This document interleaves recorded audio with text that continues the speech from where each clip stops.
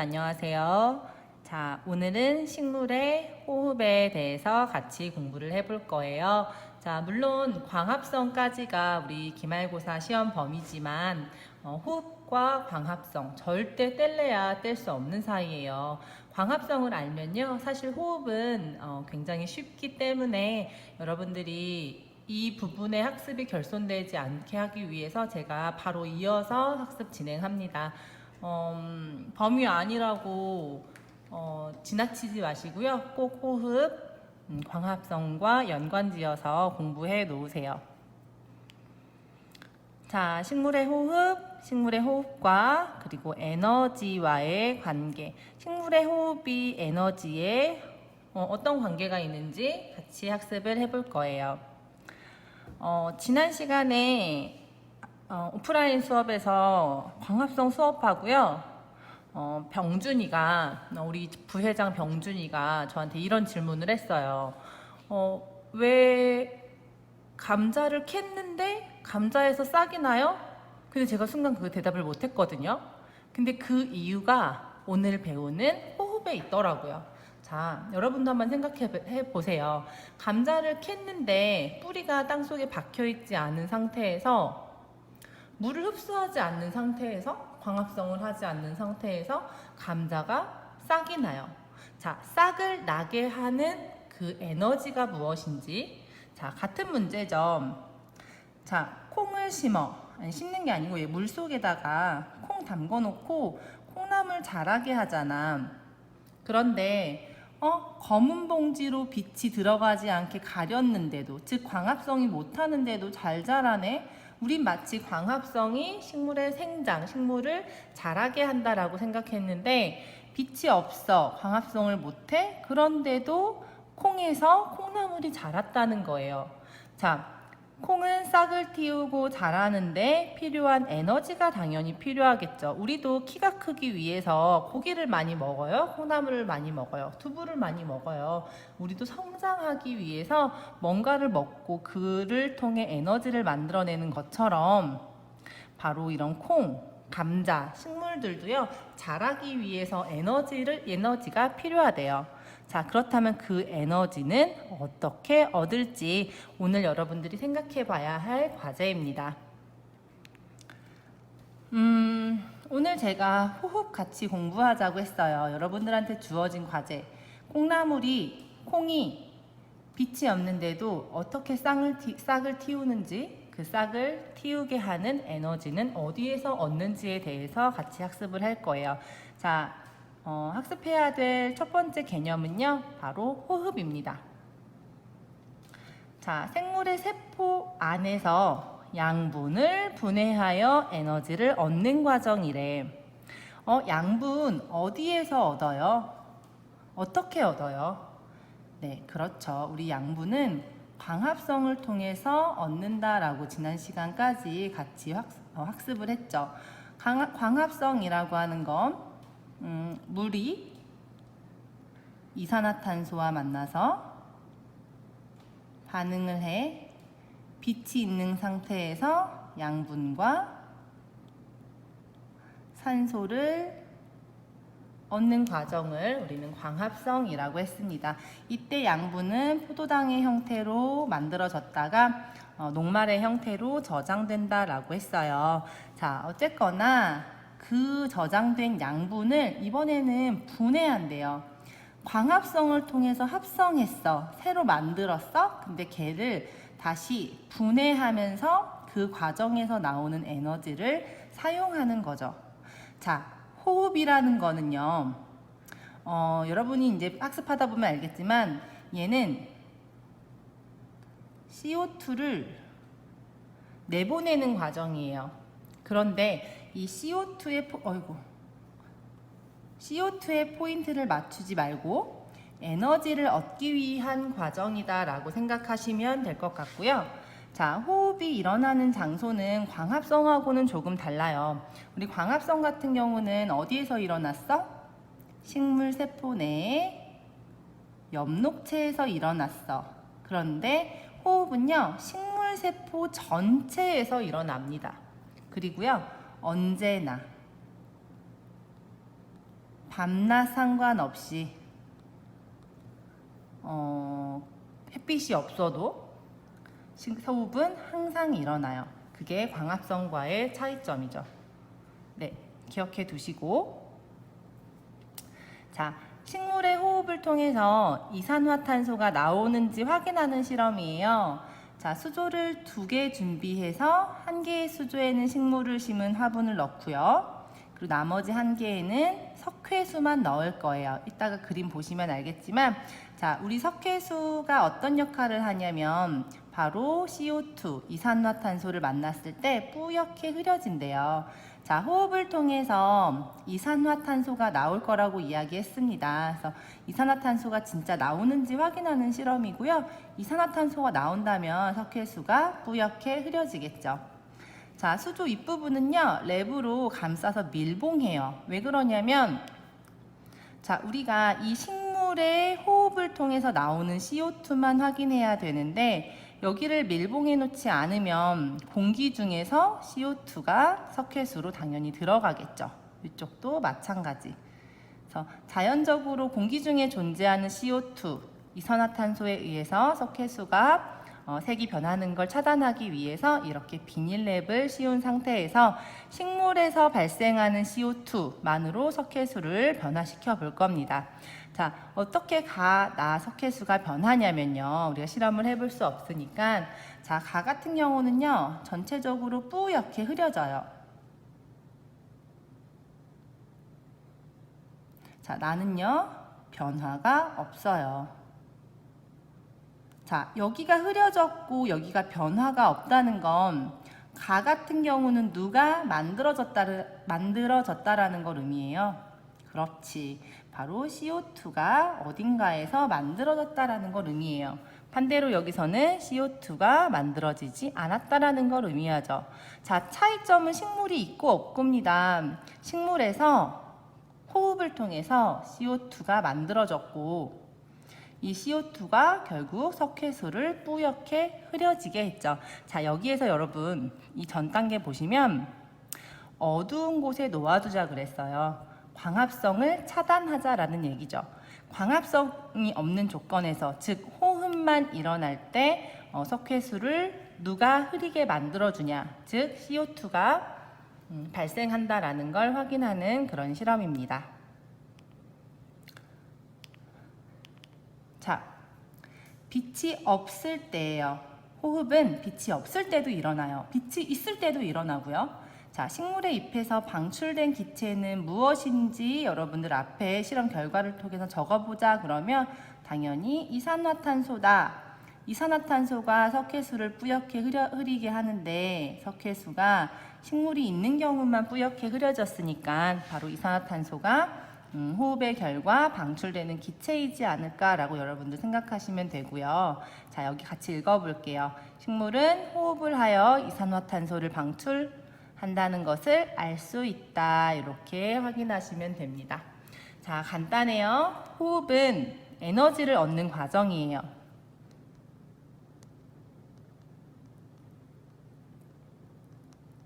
자, 근데 그때 만들어지는 기체가 바로 CO2다. 생각해봐. 우리 CO2 광합성 할 때는 재료로 사용했잖아요. 호흡을 할 때는요, CO2를 만들어내요. CO2가 반대로 산물이다라는 얘기죠. 호흡의 전체적인 과정 같이 살펴볼 텐데, 호흡은 양분을 분해해서 에너지를 얻는 과정이다라고 처음에 개념에서 설명했습니다. 자, 호흡의 재료는 누구냐면요, 산소와 양분이에요. 양분이 산소에 의해서 분해돼서 이산화탄소 기체와 그리고 물을 만들어내고요. 더불어 에너지를 만들어내는 과정을 호흡이라고 합니다. 여러분들이 여기서 호흡에서 중요하게 생각해야 되는 거는요, 이산화탄소가 만들어지는 것도 중요해, 물이 만들어지는 것도 중요해. 그렇지만 에너지를 만들기 위한 과정이다라고 생각하시는 게 가장 좋을 것 같아요. 다 같이 읽을게요. 양분은 산소와 반응하여 이산화탄소와 물로 분해되고 그 분해될 때 에너지가 방출된다. 에너지를 방출하는 과정을 우리는 호흡이라고 부르자. 호흡은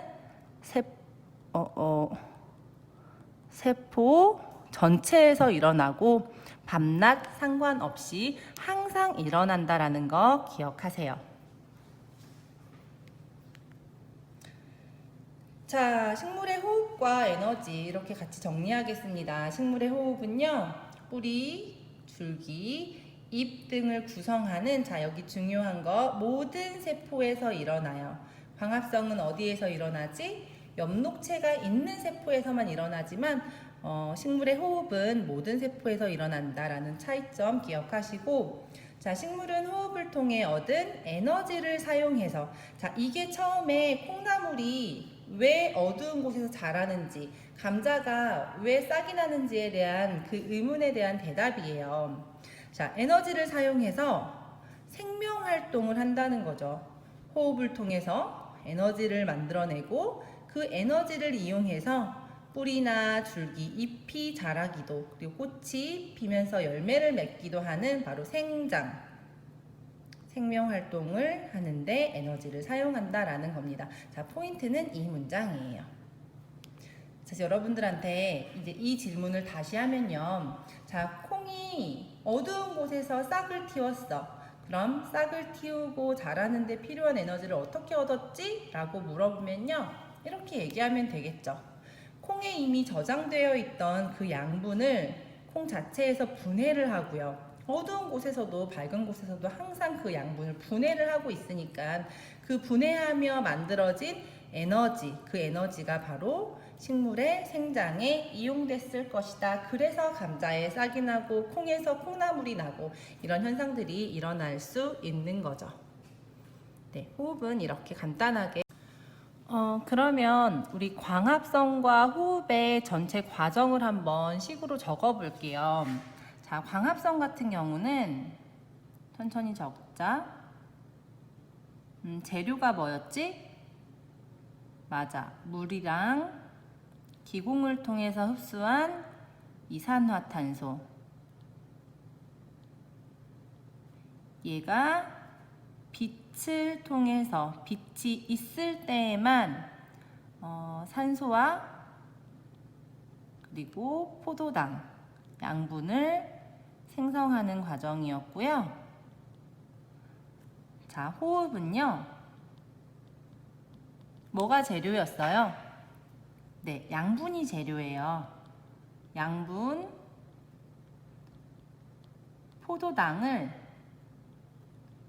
자, 산소를 통해서 분해해서 이산화탄소와 그리고 물, 그리고 중요한 에너지를 얻는 과정이라고 했습니다. 자, 잘 보세요. 자, 광합성의 재료는 물과 이산화탄소. 호흡의 산물은 물과 이산화탄소. 호흡의 재료는 양분과 산소. 광합성의 산물이 양분과 산소예요. 어때요? 반대죠.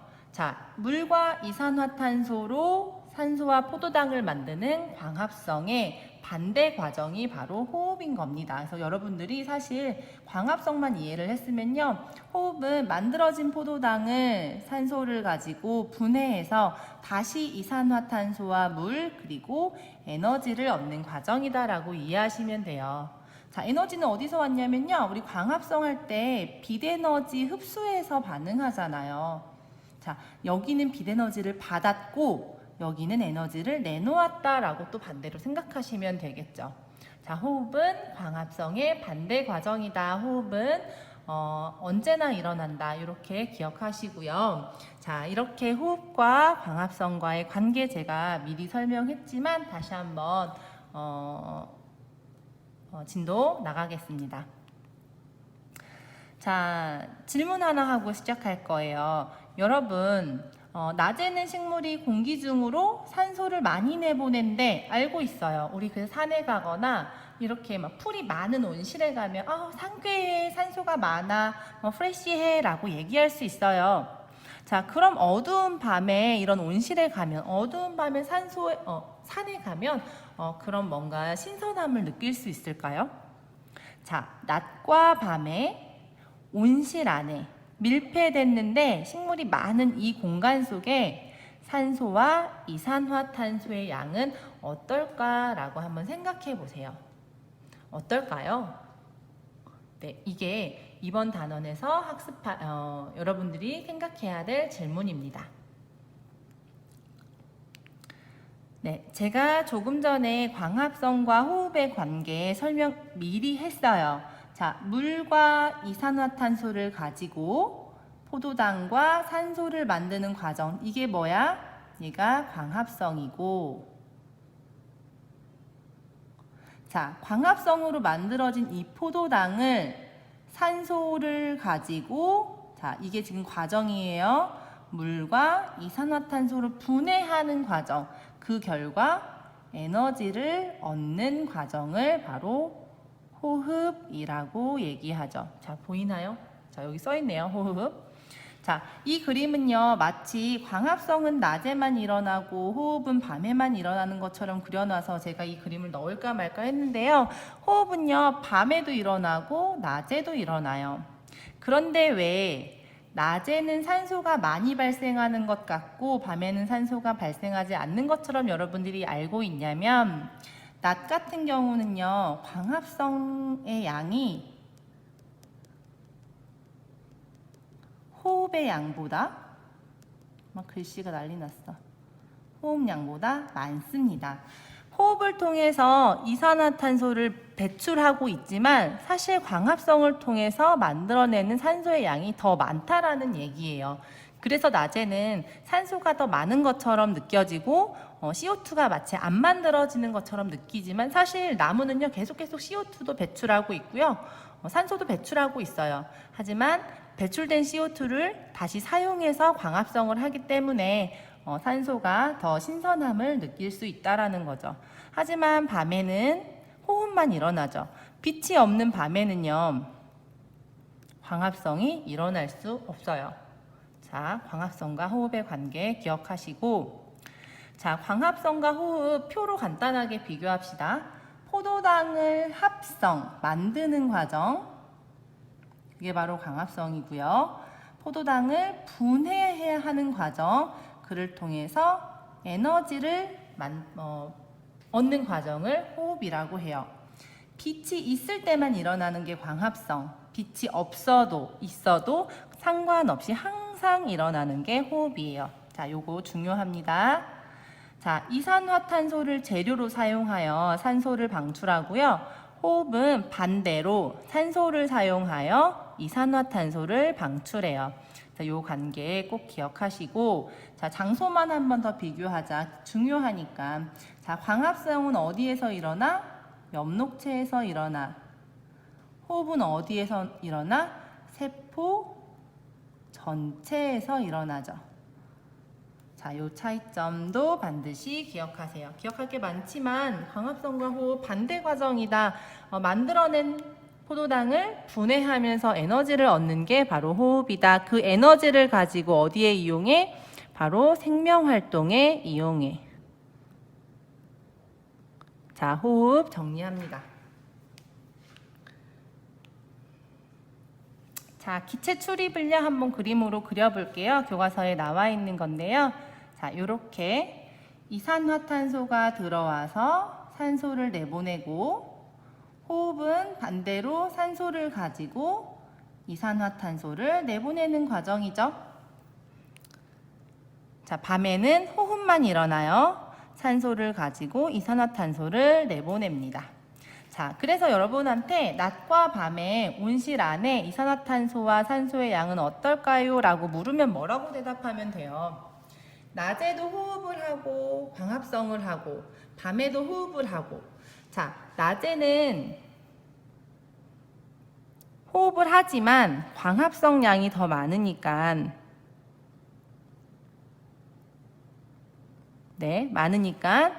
낮에는 산소가 더 많을 거고요.